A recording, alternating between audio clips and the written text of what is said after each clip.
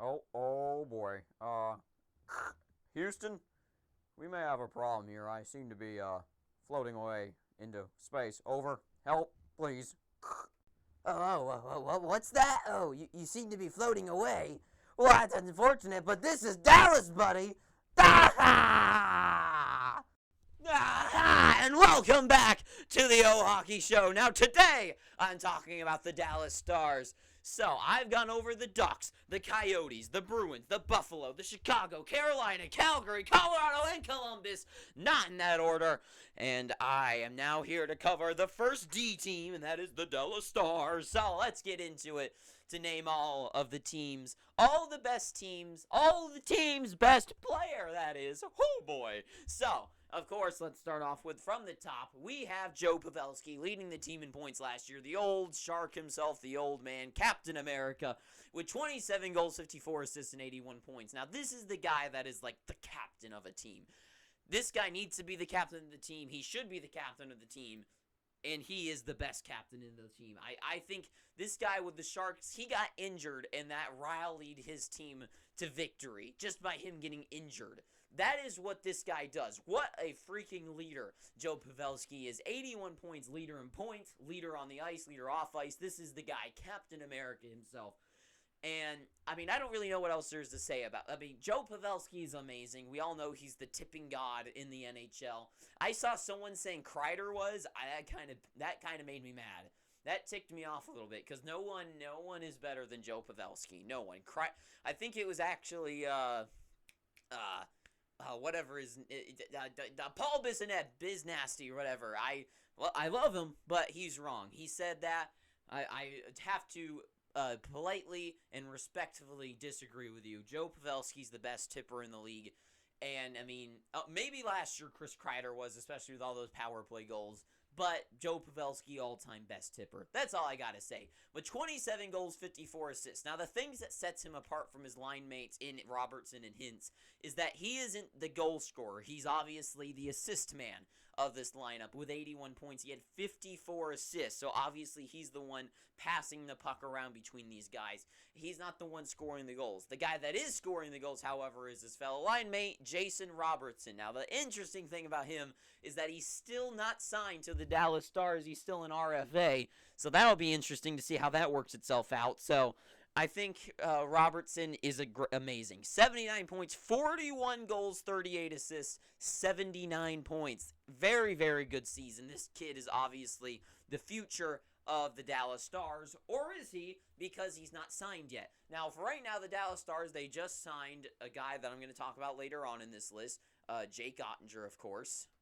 But yes, Jake Ottinger signed just recently, and now Robertson needs to. Now, the Stars right now have $6.33 something million left in cap space, according to Cap Friendly. So, I think Robertson definitely deserves more money than that. So, they're going to have to clear something out to keep him around. So, or are they going to keep him around? I'm not sure, and I'm not entirely sure where the Dallas Stars should go. I'm kind of pressed on. They have good young guys, but at the same time, a lot of their top guys, like, of course, Sagan, Ben, actually not Radulov, but Pavelski as well. Like, these guys are up there in age, so I don't know if they should just totally throw things out and restart, or I'm not entirely sure what they should do. It's kind of a mixed bag for me from there. So, but anyways, Robertson definitely needs to get his money worth. He definitely needs to be paid. He's the goal scorer of this team. 41 goals, 38 assists. Obviously incredible numbers for Jason Robertson. He needs to get paid just like MJF. So, I think that'll be interesting to see how much he's. I would say personally, I'd say $8 million. Because if he's getting 79 points with Pavelski and Hintz in the future and he's still growing, 41 goals, I think $8 million is probably good. 8 to 9 million, but I don't like to overpay people, so I'd say $8 million is a good number for him. And of course, as talked about, Rupe Hintz, 37 goals, 35 assists, 72 points. Now, the least amount of points on this line, however, he's 37 goals, nothing to snuff at, and he had 35 assists. Now, of course, 72 points to 79, it's only a 7-point difference, so it's not really like that big of a deal. He's not that far behind him. Rube Hintz has been great. He's always been the guy. Or I remember a few years ago, he was the underrated guy that was being talked about. It's like no one understands Rube Hintz is really good. Now Jason Robertson's made a name for himself there as well, which I don't think these guys are underrated anymore. He will know these two guys are good. These two guys are young, they're good, and I can't wait to see what these guys can do for the Stars in the future. Now Hintz, the poor thing about him for me is that I don't really know in the debate of who the best player is Rube Hintz going to be topped above other guys on this list? So I think he might have I think he has a leg up on one of the guys on this list, just not all of them. But 37 goals, I mean, he's only 3 goals behind Jason Robertson, and 37, that's top of the league scoring right there. So pretty good for Rube Hintz. I mean, obviously insane. Also, really cool name, just got to say that. Now, next, I gotta bring up a defenseman. I feel like for now on I need to have a player from each position, at least if it's warranted, especially at least a defenseman and a forward. It depends. Anyways, Miro Heiskanen is a guy that I used to think, and I still think, could be one of the top defensemen in the league. I think he could definitely be a very fast, skilled, puck-moving defenseman. Not quite an offensive defenseman, but more of just a really skilled guy in the back. I think the only problem is that he's on the Dallas Stars, a team that isn't really good at producing a lot other than their top line. But Miro Heiskanen, 36 points. He was only like a +3, which isn't the best thing in the world. And I really like this. I really have always liked Miro Heiskanen. I really want him to.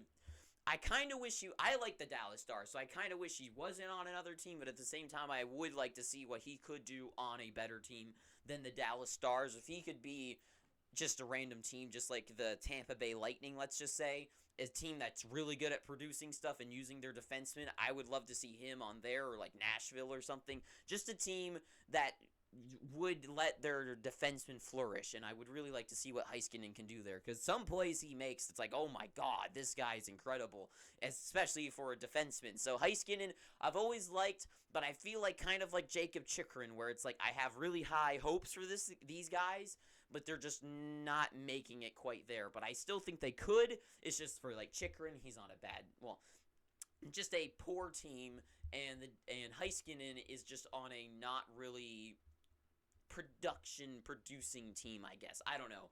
But then last but not least to talk about is Jake Ottinger, the newly signed goaltender, one of the top guys coming into the league that I think will be the best goaltender in, let's say, 1 or 2 years. Not this year. I don't think this year, but I think in the years to come, especially with the Stars and goalies get better as they get older, Ottinger's going to be great. Now, of course, in the regular season, he had a 2.53, not the best, but I would say, everyone makes the claim, and I keep saying it in these videos somehow, is that people say GAA is a team stat, not really a goaltender stat, but I see it both ways, and I feel like that is a unfortunate number for a guy like him. He is incredible, but he is on the team like a Dallas Stars that isn't going to be able to keep the Dallas Stars didn't make it to the playoffs. It's going to be hard for him to keep that number at a really modest one. Now, what is a modest number is a .914 save percentage, which is pretty good. That's pretty good. He was the 11th guy right outside of being in the top 10 of save percentage. So Jake Ottinger is just right outside of being he was in the top 10 of goals against average, but right outside in the top 10 of making a save percentage. But one thing that everyone knows and that was being talked about is his playoff performance in that first 7 games of the Stanley Cup, where they got wiped out by Calgary in the first round. He had a 1.81 goals against average. That is incredible. And of course, that was a very low-scoring series, and that was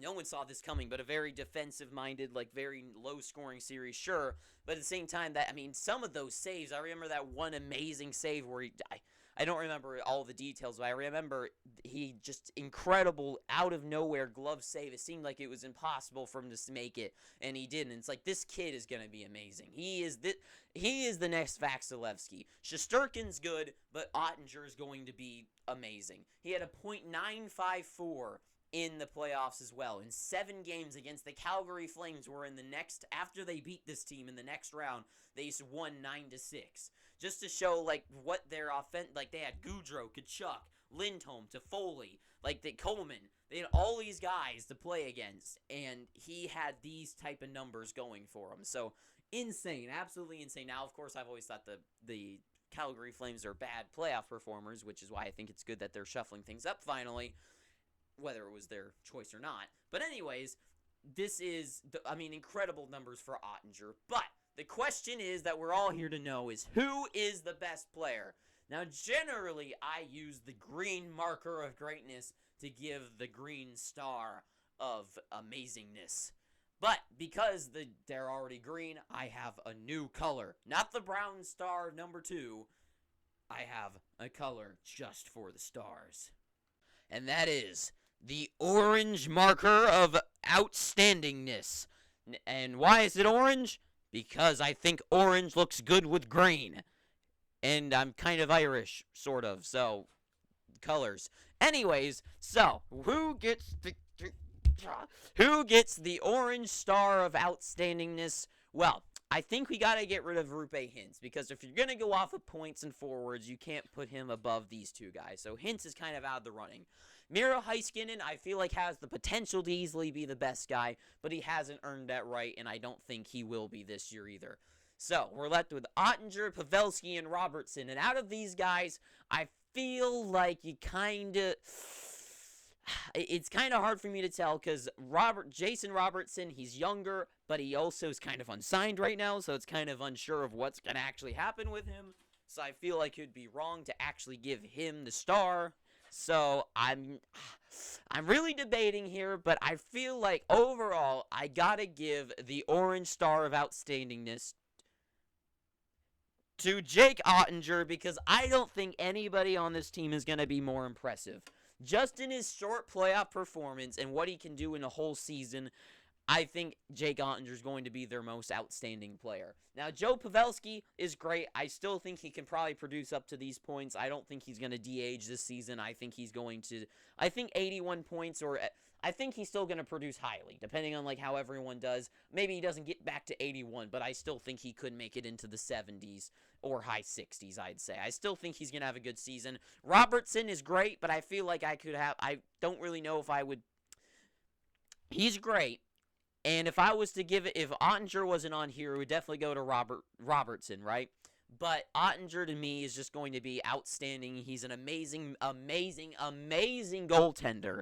And just to see what he's going to try to do to live up to his name this season, I can't wait to see it. I think he's going to do great. Robertson would definitely get it if it wasn't for him on the board. And if he was the one that got signed and Ottinger didn't have the contract, I would give it to Robertson too, because I'm more unsure. I'm not sure entirely what they're going to do with Robertson, because they're going to have to move out some money to keep him around. But anyways, I'm not entirely sure. So if you disagree with me, put it down below. Who would you give the orange star of amazingness to, or outstandingness, whatever?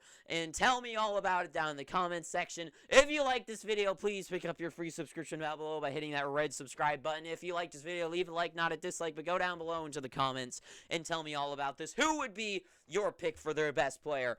I'm guessing you'll probably say Robertson, but I'm sure half of you would say Ottinger, half of you would say Robertson. But personally, I'm going to go with Ottinger, because there's only so many outstanding goaltenders in the league, and a guy like Ottinger could easily steal a game for you. And if your goalie can steal you games, then you got to be the best, because not every night a guy's going to score points. And, well, actually, that's not true, because he did have a win. Anyways... Thank you for watching. Until next time, I have been your dapperly dressed host, Owen. Until next time, Too Sweet. I hope you have an amazing day. Coyotes, make sure you look at me and pick me up. And also, Too Sweet. And ta-ta for now, you amazing people.